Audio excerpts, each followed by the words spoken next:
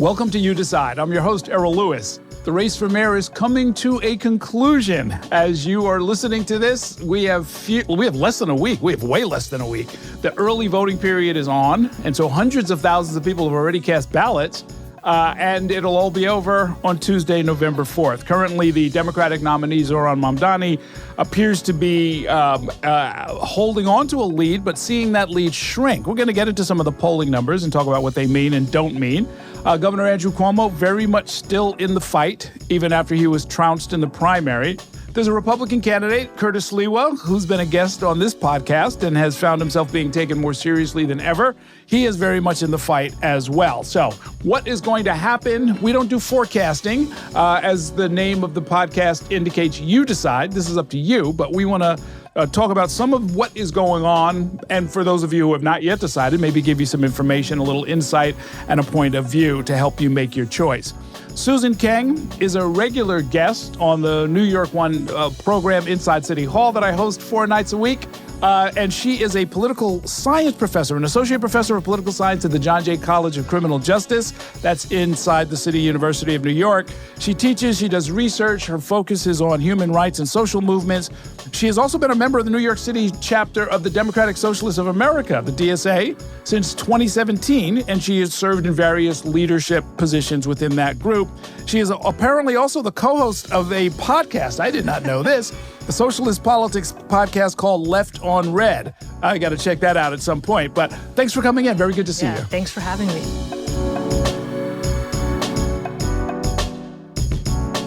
And, we never get a chance to talk. You've been on my TV show for years. 7 years. 7 years. Okay, 7 years. That's 3 more than I would have guessed. And we actually never get a chance to talk outside of the studio. We're usually rushing. You come in, we do the taping. See you next time. Let's start with your background. Tell me, I've pieced this together, because in little bits and pieces, I've sort of picked up some of your biography, but you actually served in the military. Okay, yes. So I technically did. My very first semester of college was at the U.S. Air Force Academy. I would have graduated in the class of 2002. I was recruited heavily by my biology teacher who knew the local Air Force Academy grad who did the recruitment. And he sold it to me as, this is 1996, okay? Mm-hmm. The U.S. military in the post-Cold War is one of multilateralism. We work heavily with the United Nations. And I like all that stuff. I was, a young liberal in a Republican community outside of Chicago. I grew up in New Jersey. My parents moved me when I was 15 to the suburbs of Chicago. And they said, I was interested in politics. And he's like, if someone interested in politics should serve in the military. That's a natural way to get involved because you're serving your country in one way, you can serve your country in another. And I said, okay, great, sure, it's free. My parents were like, we left South Korea so our kids didn't have to do compulsory military service. Are you sure about this? And I said, yeah, I really want to do it. And it's very competitive. You have to have really good grades. And you also have to take a fitness test. Doesn't a senator have to give you a recommendation or something? Or a Congress member. Member of Congress, I did get one from Dick Durbin. So that's how, it was, almost not quite 30 years ago, but it's been a while, right? And so then it turned out that it was not for me. And I decided to leave. And the class I graduated with was part of the class action lawsuit that sued the federal government for failure to protect the female cadets from a real rampant culture of sexual harassment and assault. And that was one of the reasons why I left. I felt very uncomfortable as a woman there. And even though the Air Force Academy had the highest numbers of women, it was 17% back then. And a lot of my friends who stayed went through really difficult times. Wow. And then 9/11 happened. It would have been my senior year. And there was a lockdown there. My friends all went and served in Iraq. I lost touch with most of them. But needless to say, what I was told in the mid-'90s, late 90s about what the U.S. military was not what the military would have been. And I think I'm grateful for that because I thought I was going to be part of a goodwill humanitarian U.S. military, not a permanent war on terror military. So I think it served me really well in many ways because I was the most disciplined civilian college student you could find. You showed up on time. Right. I still wake up really early, and I've taken, physical fitness very seriously since then. Very interesting. What suburb in Chicago, outside Chicago? Naperville. Oh, sure. I have a sister-in-law who's out there. I go out there all the time. It's one of those suburbs where everyone's heard of. It's really suburban. Yes. I think I really wanted to go to the city. Yeah. I was very convinced I would end up in a city. I just didn't know where. Very interesting. Very interesting. Do you go back there at all? My brother lives in the west suburbs, but I don't go there. Often. It's kind of nice. It's not a bad place. Chicago is like a nice city, and it's very American in a way that feels different than New York. I mean, and Naperville is just far enough away that you're not in the city, but you can get there in less than an hour. Yeah, right. It's actually about 100,000 people or so. Yeah. And it's got a lot of it's very iterate, a lot of people moving in and out. So yes. my family fit in very well there, and we didn't fit in very well in Monmouth County, New Jersey. So interesting. It was a very different, I guess, social world. How did you find your way into political science? So I think I always liked politics, and I was trying to I tell young people today, what I got to do when I was in high school to volunteer was that they were looking for volunteers at the DNC. So they were looking for teens to volunteer at the Democratic National Convention in Chicago in '96. My parents said I could do it. And I read primary colors as all teens do. And I was curious about, electoral politics and Bill Clinton. And, my whole life, there had been Republican presidents since I could remember. And I was, my parents are from South Korea. My father would always tell me about the U.S. and the Korean War. So I'm the only one of my family who thought it was interesting. My brother and my sister don't care about politics the way I do. So plus, I try to tell my students today, I didn't have the internet. So if I was bored, I read the Asbury Park Press, the local paper. And, the first Gulf War happened when I was learning how to be aware of myself in the world, and the Cold War ending and all this other stuff. And so that always just stuck out in my mind as interesting. So I guess then I was I'm going to study political science once I left the Air Force Academy. Well, I guess I said I would study it there too. Well, look, I studied political science. I didn't go all the way through and get a PhD. When along the line did you decide, this is it? I'm really going to go as deep into this as I can go? I guess most people who study political science go to law school. And I was I don't think that's for me. And it's probably okay that the world has one less lawyer. I have this great luck of graduating college around global financial crises. So the dot-com bubble happened right before I finished college, and it wasn't like there were jobs out there. Whereas in previous years, kids with really good GPAs could go into management consulting or whatever. But instead, all the kids were just applying to grad schools. So PhDs, master's programs, professional programs. Sure. And I was just I really like political science. I like the classes, I like the reading, and I don't want to go to law school is what I decided. And so I just, I was a nerd. I was close to my professors, and it seemed like the next step. And then I didn't know what I was doing, though. I didn't have friends who were telling me things like grad school's great. All my friends were telling me grad school's horrible. Getting a PhD is a very bad life decision. But you know how it is when you're 21 years old, you think you can do everything. So, yeah. I mean, also, look, I as a graduate school dropout, I can say I didn't leave the program because I didn't like it. Right. I left it because I had something better to do. Exactly. But it's a pretty good life. Where did you go to school? I went to University of Minnesota. Yeah, it's, it's a great way to live during a financial crisis, right? You get a stipend, you take classes, you're hanging out with other people who like the intellectual life. And if I could do that, if I could have done some version of that forever, I probably would never have finished, but they do kind of cut you off at a certain point. What I remember most about that is the graduate students are really at the cutting edge of their field, at least in the social sciences and political science. So you know about as much as anybody in the world at that point about what's going on and whatever your chosen specialty is. And what I also remember was I think I was reading it felt like maybe 600 to 800 pages a week. Yeah. And it didn't feel like a burden. I remember some of those exact articles and books to this day. Right? Oh, sure. There was some part of your brain that was being activated. I was taught international relations from somebody who later became a major player in the Department of Defense under Biden. So I did get a very elite education in many ways because he was one of the few Democrats who was working at the Pentagon during the Bush administration. So, and then my advisor went on to a leadership position at Harvard. So even going to a state university like Minnesota was it was an amazing experience. Okay. So now, with that as the backdrop, let's talk about the DSA and your actual political work on the ground. How does that, I guess, what's your theory of change? Why, you could have affiliated with anybody, with the Democratic Party or with this group or that group. Why the DSA? Well, I was already doing political work through my union. And in fact, my friends like to make fun of me. They're like, you've disliked Cuomo for so long now, because I got arrested with my union when I was pregnant with my second This is PSC CUNY, Yes. the professors? Yeah, I am a member. Right. I teach part-time. So because Cuomo in 2016 tried to cut $500 million, which is, quite a big, like a quarter of the total sum the state gives to CUNY. And Cuomo loved to do this, say the city should pay for this, but CUNY is a state-run entity, and senior colleges are 75% funded by the state. And so he was trying to just do this because he does love to be an austerity-oriented leader. And so I got arrested when I was 7 months pregnant with my second son. Wow. He brags that he's been to jail. He's that kind of kid.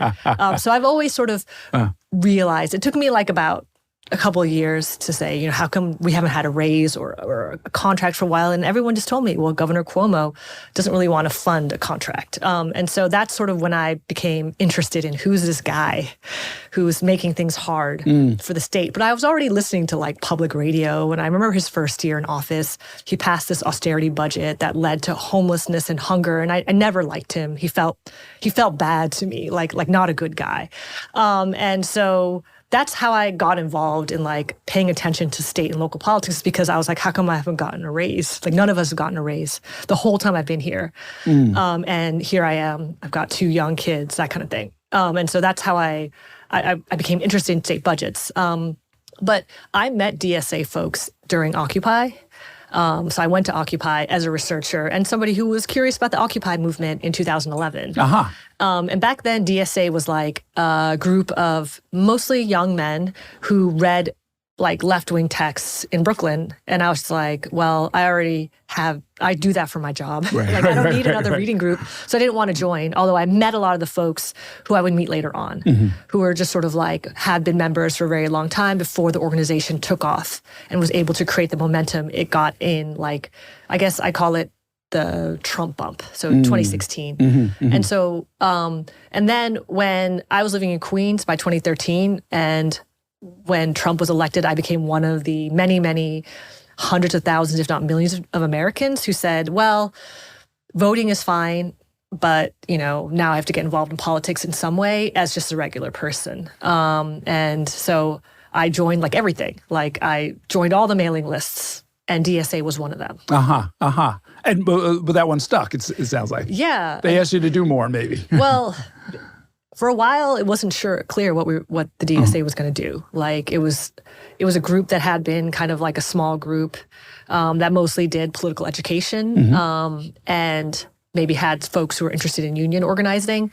And then all of a sudden, there were hundreds of people showing up to these monthly meetings. And so it took a minute for, I think, the DSA to figure out what to do with this bump in membership. And I remember taking a train with my baby and my toddler all the way to Bay Ridge, because the DSA in 2017 endorsed a Palestinian Lutheran minister to run that seat. Yes. That's actually probably the first time I ever met Zohran, but I didn't register him. I think he was like living in this house, and I asked, can I change my kid's diaper? And then, later, So anyway, so that was my first exposure to him. And I door knocked in Bay Ridge because I was like curious about this. I did some other stuff, but everything was happening in Brooklyn. Right. And that's annoying if you have kids and you live in Queens. Right. And then, fast forward a couple months, we're meeting this young woman called Alexandria Ocasio-Cortez, who's running in what's my congressional district. And one of the things I'm doing, because I'm doing everything, like I haven't figured out what I want to do yet, is I'm trying to organize my neighbors against my IDC senator, who is the late Jose Peralta. Yes. And so I was organizing and working with people throughout the city to do that work. So I was, all of a sudden, we met this very talented, very impressive young woman, but we were just like, Crowley? We're like, okay, you know what? Let's talk to our neighbors. It's just another way to organize. And we didn't realize when we endorsed her in April of 2018, so we endorsed quite late, just how much of an earthquake that was going to be. Sure. No, I mean, look, she won. In fact, I mean, I was looking at some national figures. There was an explosion in the number of declared socialist candidates and office holders after she won in 2018. I mean, it went from like 13 nationwide to over 250 at this point. Right. And then just a lot of people in general without political experience wanted to run for office as well. Yeah, she drew a lot of young people into it. So it wasn't just ideological. I think it was just a lot of people were like, let's bring in new leadership. Sure. Yeah. So, you know. And this is, and look, it's partly social too, right? I mean, this is something folks who don't do protests or haven't been part of a movement don't fully understand, is that it becomes a lifestyle, right? I mean, you make a lot of friends, you meet some people, some people pair off and get married and have kids and all that kind of stuff. There are a lot of people who already had connections, but then continue to have them through DSA. I mean, I've met so many young people who are not as young anymore. Some of them are pushing 40, but when I met them, I was like, you're such a adorable little baby. I met a lot of these people, and we've organized and we've done things like we fought against the Amazon HQ in LIC, which in retrospect, thinking about the way that the COVID shutdown happened was probably for the best because it never really quite worked out in DC either. And then, you know, we had the Tiffany Gabon campaign, which was where I first really worked with Zohran. She came within a few dozen votes of becoming the Queens district attorney. Yeah. And also in retrospect, you know, I think it would probably have been very hard to be the district attorney during the COVID pandemic and during Black Lives Matter. So now she's very prominent in the council. So all the things that's like, you know, you have to be philosophical when you're involved in politics. You lose a lot, but even the losses are meaningful and add up to things in the future.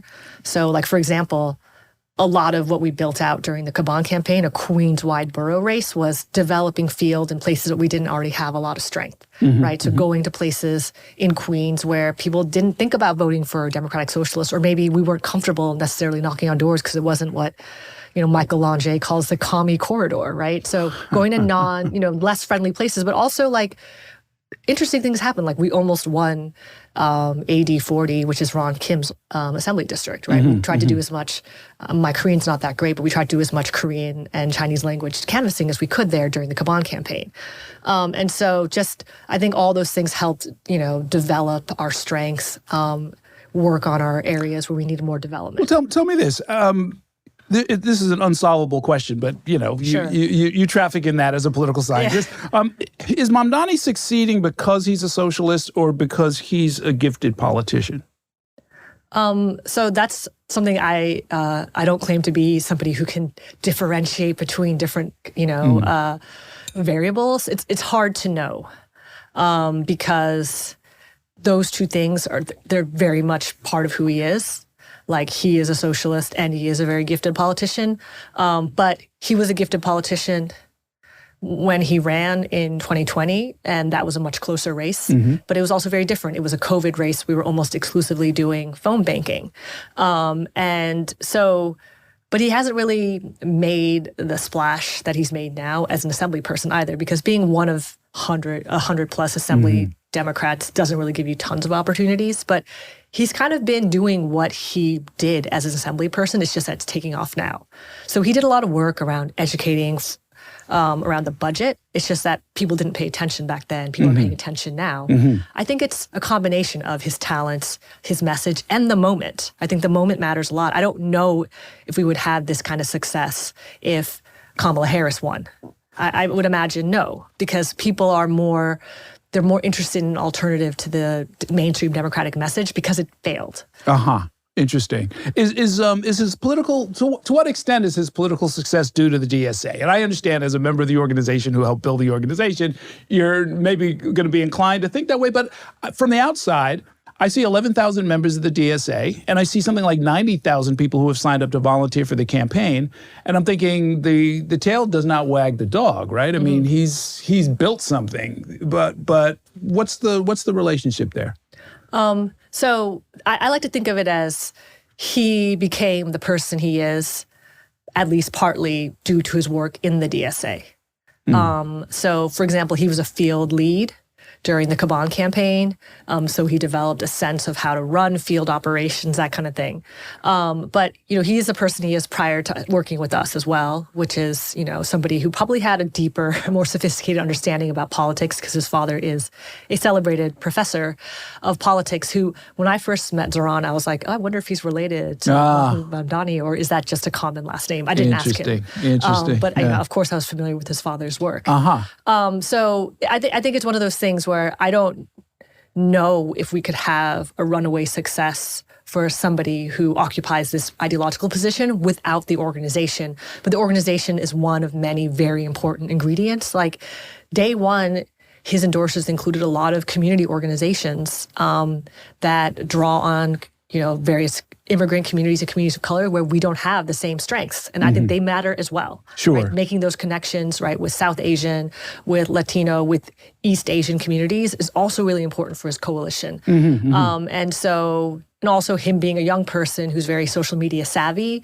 that makes that connection as well. So the DSA, I'd say, is maybe necessary but not sufficient if we're talking about political science, right? But we can't know. We can't run the alternative experience. Yeah. Well, it's interesting. I mean, look, it's fascinating to me because, he draws a lot of support from a lot of communities, as you're mentioning. And we say South Asian, and that's kind of slang, as is, the term Desis, right? Which is basically the Indian diaspora or the South Asian diaspora. Right. Well, subcontinent is what my sister-in-law's family's from India. She just calls it the subcontinent. Right? Well, it's true because it's Bangladeshis, right? And it's Guyanese. You'll find Desis in Trinidad and Tobago. You'll find them everywhere, kind of spread and living lots of different lives, and they have lots of different migration streams into New York City, and they've formed a lot of different communities. Geographies as well. Yes. Right. So you'll find some in Brooklyn. You'll find them in Queens. Right. You'll probably find some in the Bronx as well. Like they live in all different communities. And one of my students once told me, he's like, "Oh, there's a different vibe in Brooklyn. Like the South Asians there are not as chill," is what he told me, as the ones in Queens. And I was like, "What does that mean?" He's like, "Just don't worry about it." That's what he said. If you have to ask, you'll never understand. But it's one of those things where we have a lot of young kids. I don't know. I call them kids, but they're adults. We have young adults in DSA who love to look at the data. And one of the things that they found is that one of the communities that's very reliably supportive of DSA candidates, which is not to say necessarily DSA or DSA ideology, but DSA candidates are Bangladeshis. And so they come out very strong for our candidates. And I think about why. Part of the reason why is that they're a more recently arriving community. And so maybe they're not as integrated into party structures the way, for example, like Caribbean diasporas are.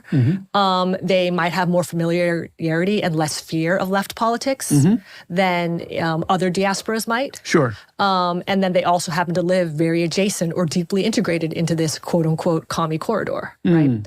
So there's tons of Bangladeshis in, like, where I live in Jackson Heights. There's a lot of them in Astoria. And so it's sort of a confluence of just coincidences and historical factors, I think, that have made them a very reliable. Oh, let me give you another factor. Throw this in your pile is a collective economics, the Grameen Bank model. I spent some time a long time ago working with this stuff with Muhammad Yunus, actually, who's they're currently leading the nation in Bangladesh after all of the political turmoil they had there. But he established all of these little village lending circles, right? Microcredits? Yeah, microcredit. And it became the model, really, for a whole global movement. But it's deeply, deeply rooted in the culture there. And it's one of those transfers that comes over here. And you get a small lending circle. You have created a level of social solidarity and potential political activity that you can't match in normal politics. Yeah, so like not all communities are connected, right? And so some communities are more connected than each other, than others. And I imagine that, for example, the work that Zohran did with taxi drivers, that would resonate and move through deeply connected communities and be very effective, right? I'm sure you've seen that video of him leaving reporters to go chat with a taxi driver. Yes. So that work that he did was, became very iconic and well known among communities where there are a lot of taxi drivers. Oh yeah, no, that was all deserved. I wrote a couple of articles about that. Yeah. It was, and in fact, it was one of these things. I was actually startled. I went down there because there'd been, I think at that point, 8 suicides among taxi drivers. And it involved some corrupt credit unions and some other, sort of shady lenders who had led them into a trap. And for whatever reason, the de Blasio administration was not bailing out these drivers as quickly as they could or should have. And I knew about the taxi cab credit unions because of the work that I used to do. And I went down there and I figured there'd be a bunch of the usual suspects who were out there standing in solidarity with the taxi drivers. And it was only Mamdani. He was doing the hunger strike with them, And I was thinking, it's like, guys, this is an easy one. These are, this is symbolically, at least, this is as bread and butter New York City as you can get. Right. These guys had a medallion. They drive 12 hours a day. They've got families that they're trying to take care of. Everybody should understand what this is about. They got ripped off by some shady lenders, and nobody was even asking for a bailout. It was just like reorganize the loan so that they have some hope of being able to pay it off. Right. And I don't know. Like I said, you never know what politicians are going to gravitate toward. But I was like, this seems like a pretty easy one. And he took it and he ran with it and he went on hunger strike and he helped them resolve it. And good for him. Yeah. And they will never forget that. Yeah. I mean, he really went to bat for them. And I think that that's sort of tied to his deep connections to the broader South Asian community. And I think that he felt a sense of responsibility for that, regardless of whether or not they were his constituents. Right. That's right. Well, that's right. Right. I've seen that before, too, actually. Some of these breakthrough candidates, they become, sort of, I'm sure there are people all over the city who go to Alexandria Ocasio-Cortez, and she doesn't hang up the phone on them, right? I mean, she becomes everybody becomes her constituent. That's how you build power. Let's talk about the polls. There's some recent polls that come out, and since you're a political science professor, you know how to break these things down, even if it wasn't your specialty. The Quinnipiac poll, among Democrats, 59% back Mamdani, 31% back Cuomo, 4% back Curtis Sliwa. Among Republicans, 45% are with Cuomo, 44% with Sliwa, 5% with Mamdani. So there's clearly a heavy skew here. Among independents, who, by the way, outnumber Republicans in New York City, 34% are with Cuomo, 34% are with Mamdani. So they're splitting the independents. He's killing it with Democrats. Surface level analysis is what? That he wins when the smoke clears next week. Yeah, I think that the question on everyone's mind is how much does he win by? And then based on that win number or percentage, he can use that as part of his argument for his mandate. And given how divisive and frankly upsetting and ugly that the campaign has gotten towards Mamdani, I think not just because I'm a supporter, but as somebody who's also observing, Mamdani doesn't go personal or hit below the belt with Cuomo or with Sliwa, whereas I can't say the same for them. Cuomo really is doing everything he can to dig into what political scientists call this explicit racist appeals, right? Because typically people do implicit because that's a little bit less obvious. So I was actually reading an article on this. Voters are more likely to respond to explicit racist appeals when they themselves feel insecure and threatened. So Cuomo is both making the explicit appeals and he's creating the threats. So, which is, I think he's a really smart guy. Cuomo, when he's at his best, he shines, right? He's making everyone feel who listens to him, unsafe and, we have to worry about safety. And then he's saying, this is a guy who's gonna, he doesn't say explicitly, but doesn't disagree when someone says he'll cheer another 9/11. So, yes, I think that that's a question. He has a very ambitious agenda, one that requires a lot of cooperation from the state. To be successful, a lot of buy-in from the general population. And I think that the numbers are going to determine how strong that argument's going to be. But that said, I once had a fundraiser in 2020 before the pandemic. So it was January 2020. And one of the things that Zohran said was that I'm not just going to become a politician who goes to Albany. I see myself as an organizer, and I continue to work that way when I go to Albany. I'm going to talk to people, get them to mobilize, agree with me. And so I think he'll continue on with that, which is that it's his job to get the buy-in, to develop the mobilization. I don't know if you listen to his speeches when he talks about this, but he says the fight is just beginning. So in his mind, 365 days a year campaign, right? To win the things he says, you have to continue this model and to mobilize those 90,000 folks that he's brought in. And it's an ambitious agenda, but I don't think he's running on, being realistic. That's what his rivals are running on, right? Like, you can't do this. It's unrealistic. He's promising you too much. And that's one of the zingers I really liked from the debate, which is that these are the candidates who are telling you what you can't do, and I'm telling you what we can do. That's, it's so strange to me because we saw this with Obama back in 2008. He was the candidate of hope. Go all the way back to Bill Clinton in the 1990s. I believe in a place called Hope, which was his main theme at the Democratic Convention in 1992 and helped him unseat a sitting president. I'm amazed that more politicians don't understand that hope is what American voters, New York City voters, every voter, young, old, everybody, are looking for. And if you're not going to give them that, what are you giving them, right? I mean, it just seemed like a no-brainer. Well, so I'm reading on this too. So there's a couple of studies, because I've been looking at why politicians want to stir up fears about crime. Because as you are probably familiar, crime is down nationally, but especially down in New York since it's high during the post-pandemic period. Right. But if you look at surveys, perceptions of fear of crime always up, is always high. up. Somehow Yes, it's higher always. than it has been in the past. So Right. those two things, there's a big gap. And in my mind, part of the reason why that gap exists is because of people like, Eric Adams is like, I'm going to make New York City safe again. And then, I was one of the few people who listened to all 17 minutes of Cuomo's announcement, right? And I couldn't do it at once. I didn't recognize the city he was talking about. Right. Yes. He described something like out of Mad Max. Yes. Right. So Cuomo's whole impetus, I'm going to save New York. And I have an image of bad old days, post-financial crisis New York with graffiti all over the walls and subways. But I just walk around and everything's pretty nice. The worst thing that happens to me is I might step in dog poo. Right. Right. And sure, I'm not saying there isn't some petty crime. The one crime that hasn't gone down, I think, is a certain kind of larceny, I think, is not necessarily gone down, but the major crimes, the major violent crimes are certainly down. And so I wouldn't look this up, but because I'm writing, I'm always writing and thinking about stuff.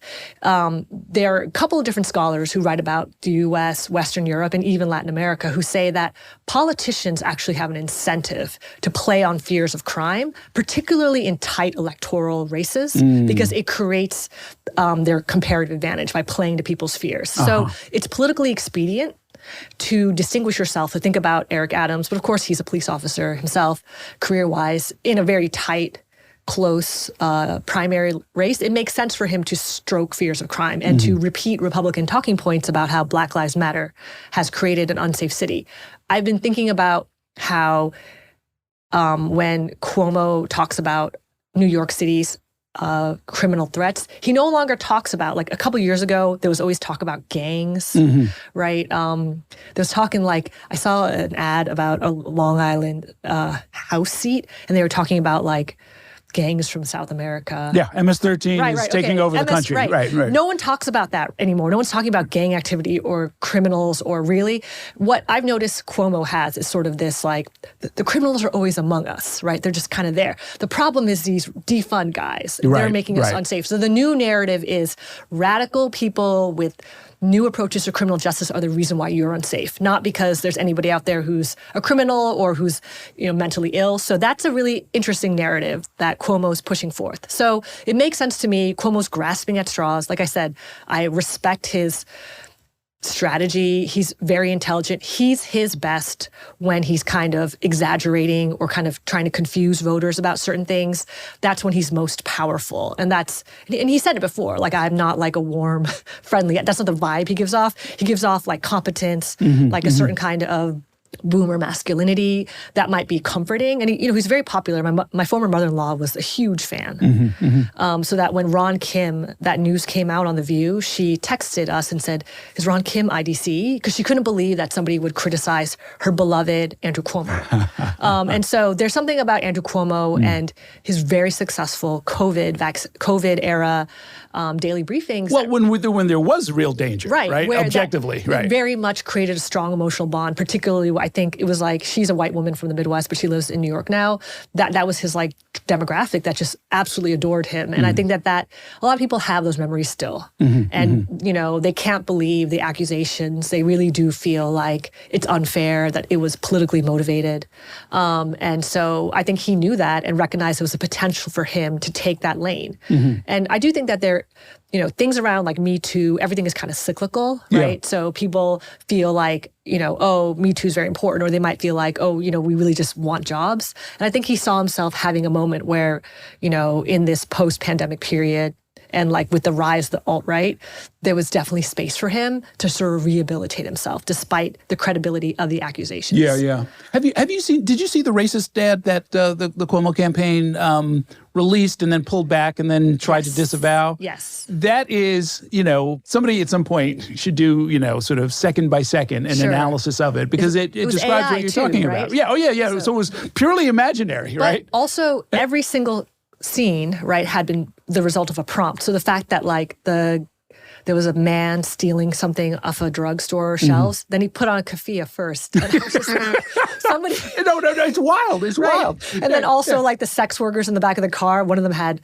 Joker makeup on. So that's all the result of somebody's prompts. And so whatever kinds of fear mongering or whatever stereotypes. Somebody had to tell the AI engine to generate this. None of that was the result of hallucination. So that's even, evidently it was released immediately following the. It was during the debate. It came out. So, and I saw it, and then somehow somebody saved it, which is, I think that was great. Brilliant, yes. And so, but for some people that works, right? I think that some people would find that to be a convincing argument, but those people were supportive of him anyway. So right. Well, I mean, this is the thing: is it goes straight to your id, right? I mean, it goes to your lizard brain. Those images, right? I mean, it was crazy. It was so crazy and over the top. It's so racist. But also, the use of AI is so problematic, right? In a city, right? And you know, you're in the media, right? We have some of the most talented video. You know, you can find actors who could portray all of that if that's what you want to do. Or a great animator, like anything could be done, right? We have the talent here, and he also has scads of money. So I don't know why there was insistence on using AI, but it was a real insult to the video production industry here in New York City. Right, adding injury to insult. Right. Well, but it was the striking thing to me was, I mean, looping it back to that introductory video that launched his campaign. I think I asked him this, and I asked a couple of people. You know, it was sort of a hypothetical, but it's like, if the city is not going up in flames, if we are not under siege from, you know, rampaging hordes of criminals, do we need this guy? You know, and that was a way of trying to say, like, there's other things that are going on in New York. You can't seriously think that this is all you're going to talk about. I raised the same issue with Curtis Sliwa. I was like, look, dude, I mean, like, you know, I was here in the 70s. Yeah, it was pretty bad, but it's nothing like what you're describing. And where we are now even is not as bad as it ever was back then. So this isn't Gotham City. Right. So like, you know, once people realize that you're exaggerating, you've kind of lost credibility that you'll never get back. That's true. But I think that he was speaking to those who feel that way, regardless of what the stats say. Maybe that's what he figured his key demographic would be.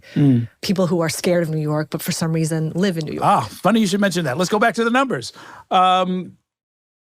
There's a huge age gap. Not surprising. Voters over 65 do not support Mamdani by and large. Younger voters overwhelmingly are with him. The most important issue. Democrats in New York, this is a Quinnipiac poll, they say housing. Republicans and independents are saying crime. You know, there you go. Public safety is the core of the Sliwa argument, but he has to split that vote with Cuomo, right? So this, what did you call it? Explicit racist appeals? Yeah. So ERAs. That's I can send you the citation. Yes, I would love to see that. All right. So in my mind, what's interesting here is if you look at the polling, even when in like March of 2025, crime was actually the #1 issue that was polled in terms of New York City potential voters' issues. What I think was interesting is that Mamdani's campaign switched it. he created a narrative that actually the most important thing for you is affordability and housing. And I think that that's a lesson to Democrats. You don't have to be a Democratic Socialist, but you can't just repeat what Republicans are saying. Sure. And then be on the defensive. You have to create your own narrative that's positive about yourself, that creates some kind of idea about why should voters vote for you. And that's another problem with Cuomo, is that Cuomo is just like, he's kind of like playing a more experienced version of Curtis Sliwa right now, but he's not saying what he's doing to make New York City better. If you were to ask someone, why would you vote for Cuomo? They might say, well, Cuomo will do more better on crime, or I like him because he's more experienced. But if you were to ask them, well, what's he going to do to improve New York? They probably won't be able to tell you, whereas Mamdani has his 3 pillars of fast and free buses, childcare, so that anybody with any level of political sophistication can easily understand. And that's right. That's organizing 101. Make it make it easy to understand and sort of lay it out for people. What happens though if Mamdani, the organizer, wants to continue 365 days a year to build power, build political support. But he's also got to make sure the garbage gets taken out. He's got to stop everything that he's doing, as every mayor has to do, and do a briefing about a snowstorm. Or go visit somebody in the hospital because it's a city worker who was either attacked or, fell off a ladder or something like that.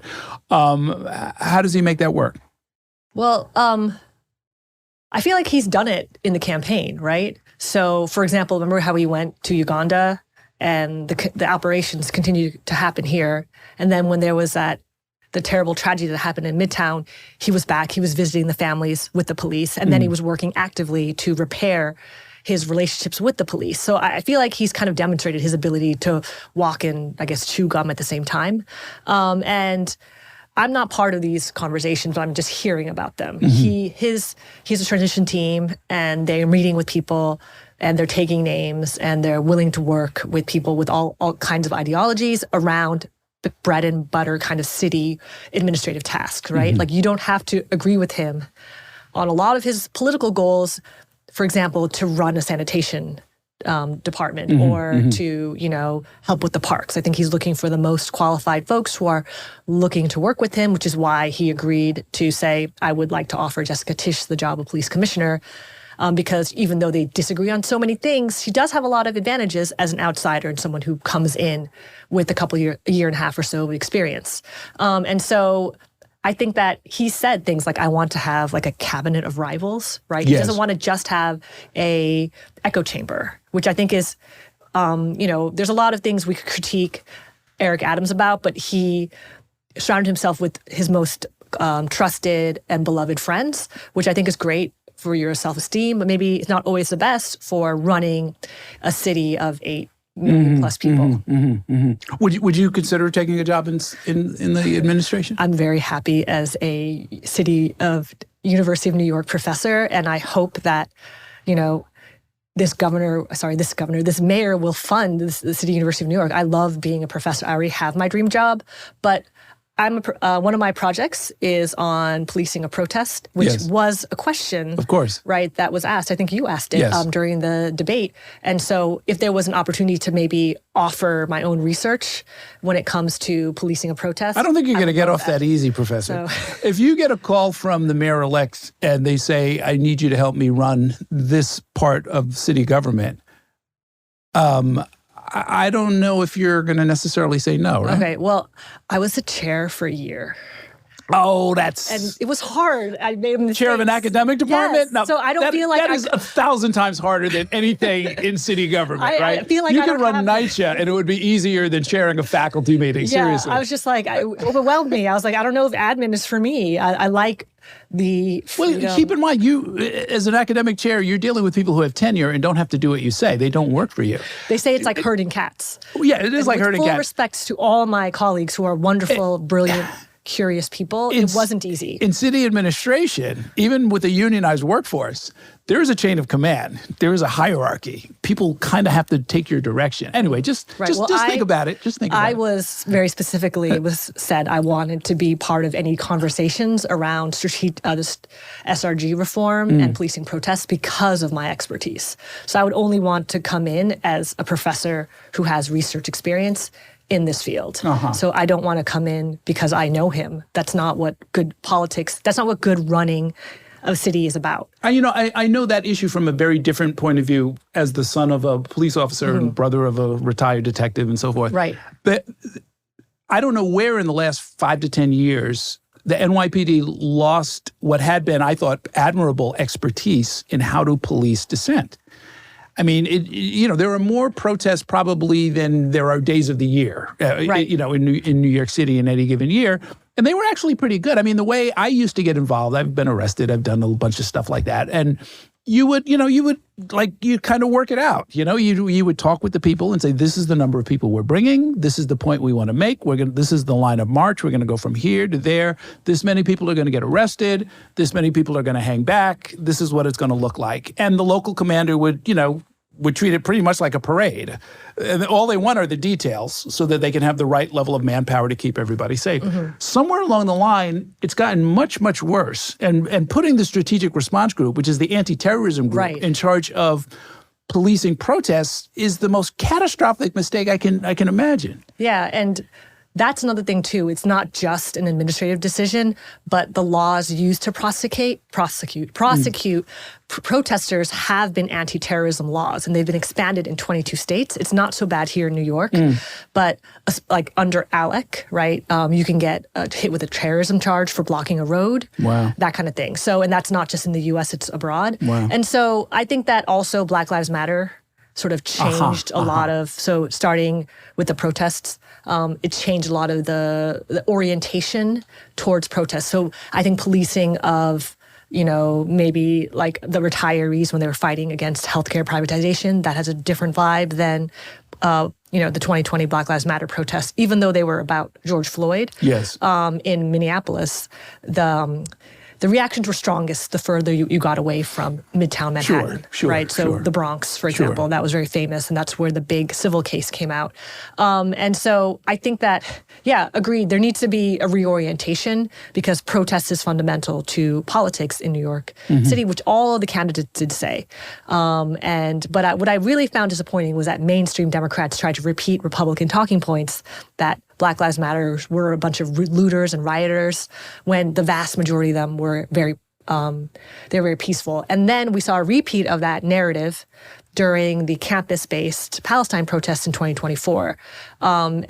Students protest, right? Students, that's just part of being a student, right? In fact, one of my little factoids I like to tell is that when students were protesting at Tiananmen Square, the Chinese government didn't care. It's when the workers joined that they said, okay, enough of this, right? So student protests in and of themselves should be understood as part of the student experience. And the way that, so many of those students were arrested and then it created those problems for immigration, I think is a real stain on our city, right?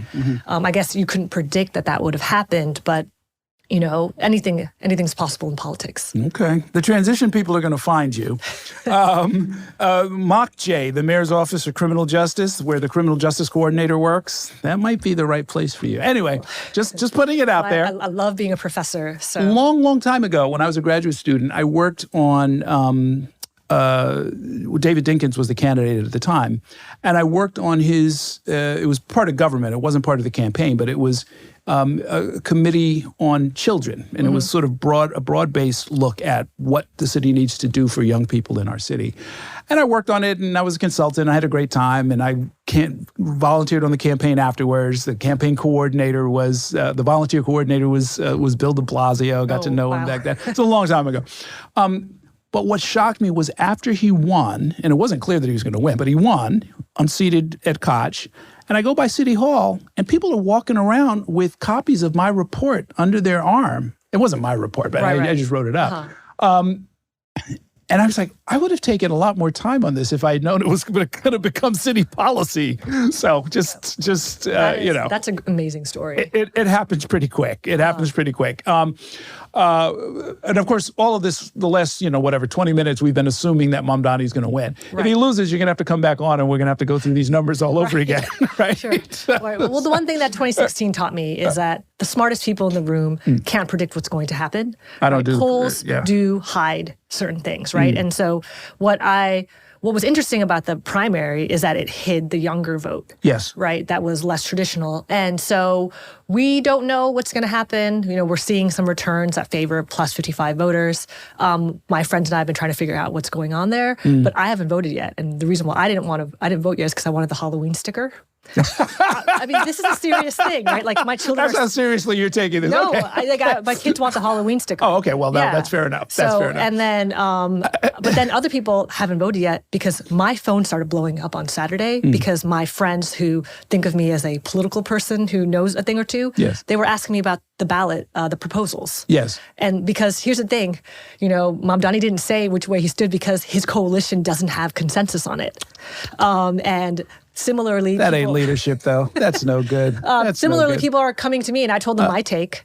And my take was, I support basically all of them, and I'm not sure about 6 yet. Still, vote no on 6. Oh yeah, that's the answer. Okay, so I'm vote yes on everything but 6. I spoke to friends who are familiar with Lake Placid. I've talked to people like Sia Weaver and who are deep in the housing and tenants advocacy world, and I trust them very much. And even though I'll never be somebody who understands how that process happens, it makes sense to me. So I'm a vote yes, but people are still fighting. People are yelling at me and sending me angry texts. So there isn't consensus. So I think part of the reason is that a lot of the younger voters are trying to pick which position they stand on in these most controversial, these 2, 3, and 4 ballot proposals, where I think some of the older voters probably are just no, right? Because they tend to be, like if you go to full respect to all my older friends out there, if you go to one of these city, community board meetings, the people who tend to be anti-development are older folks. True. Although that's maybe changing? Coincidence, not correlation. I mean, what I find in my neighborhood, in Prospect Heights, Crown Heights, is that the older folks are ex-Black Panthers. They occupied buildings in the 60s. They were in the Weathermen. They were in SDS. Some of the older ones were red diaper babies. They are very, very progressive. Right. How do they feel about development, though? Well, on development, on the questions, I don't know. But I mean, but everybody's trying to read into the demographics of the voters as it's older voters, therefore they must be pro Cuomo. I'm like, I don't know, man. I looked at the data, right? Yeah. The pro Cuomo advantage is, depending on which polls you look at, ranges between 3 to maybe 8%. Right. So yes, they might vote more for Cuomo on average, but if you actually look at the AD breakdown, the commie corridor is looking pretty strong. So he's not getting blowout numbers with seniors the way Mamdani is getting blowout numbers with the younger cohort. So even if it skews to be an older electorate, which makes sense in a general election, it doesn't look like there's no universe in which that's enough support for Cuomo, I don't think. Not that I'm not a betting person, so I wouldn't say I bet money, but there isn't likely a universe in which there's so much older turnout that undoes the overwhelming advantage that Mamdani has with voters under 55. Very interesting. Well, Mayor-elect Sliwa is going to be laughing at both of us when the dust settles, right? You never know. Thanks so much. Great talking with you. Great to be here. Thank you.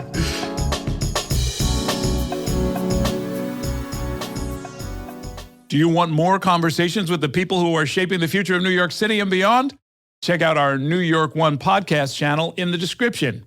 And hit subscribe to let Spectrum News be your resource for balanced, in-depth political coverage, elections, and issues.